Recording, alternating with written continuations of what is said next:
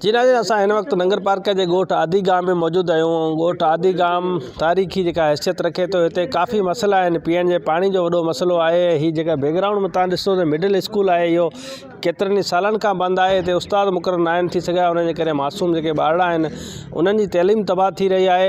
ऐं boys primary जेका school आहे उहो बंदि आहे, पर उन्हनि जा जेके ॿार आहिनि उन्हनि खे शिफ्ट कयो वियो आहे स्कूल में पढ़ाए पियो वञे।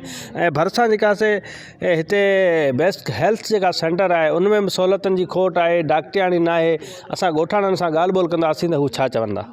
असांजे ॻोठ में जेके बि वॾा अहम मसइला आहिनि, पहिरीं तइलीम, पाणी ऐं सिहत। हितां 5-10 किलोमीटर पसगिरदाई में जेके बि 20-25 ॻोठ लॻनि था उन्ही जो विच सेंटर आदिगाम आहे। सो महिरबानी करे इन इस्पताल खे बि BHU कयो वञे ऐं इन में वधीक स्टाफ अमलो रखियो वञे। जीअं डॉक्टराणी आहे, डॉक्टर आहिनि ऐं 24 कलाक रखियो वञे ऐं हिकिड़ी एम्बुलेंस ॾिनी वञे त घटि में घटि हितां खां 30 किलोमीटर नंगर पार्क में असांखे एम्बुलेंस मिले थी।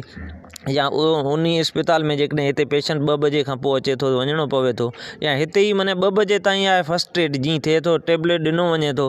भाई बुखार वारे खे जीअं कालपोल ॾेई बुखार लहे पोइ चई बाबा ॿी इस्पताल वञ। इहा आहे त पाणी जो खूह असां वटि हिकिड़ो ई आहे।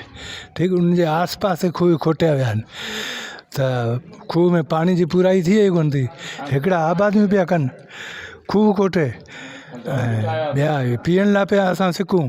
इहो मसइलो आहे पाणी। ॿियो स्कूल आहिनि सो वहिराईंदा आहिनि। ॿिया बि छोटा मोटा मसइला बननि जा बि आहे। 1920 ईस्वी खां स्कूल हलंदड़ आहे, अंग्रेज़ दौर खां। उन दौर में तमामु वधीक ॿार ऐं उस्ताद हूंदा हुआ। उनखां पोइ आहिस्ते आहिस्ते 1971 ईस्वी खां पोइ कुझु रेशो घटिजी थियो लॾ पलाण जे करे। कुझु हितां हिजरत करे विया आहिनि इंडिया ऐं वापसि न आया, ऐं कुझु आया जो ॾुकारनि सबबु सिंध वियल आहिनि। उन करे हिते रेशो हींअर थोरो घटि आहे। त अमूमन एनरोलमेंट 123 आहे हींअर, ऐं उस्तादनि जी खोट आहे। घटि में घटि अञा 3 उस्ताद ॿिया हुजणु खपनि। असांजी लाइन जेका हले कोन थी, असीं मरूं पिया। उन वेझो पाणी 15 किलोमीटर में किथे बि मिठो पाणी न आहे। सिर्फ़ु असांजो दारो मदार इन ई पाणी ते आहे। गवर्नमेंट खे अपील थी कजे त DC साहब ॿिया इन में तारुक वठी असांजी मदद कनि।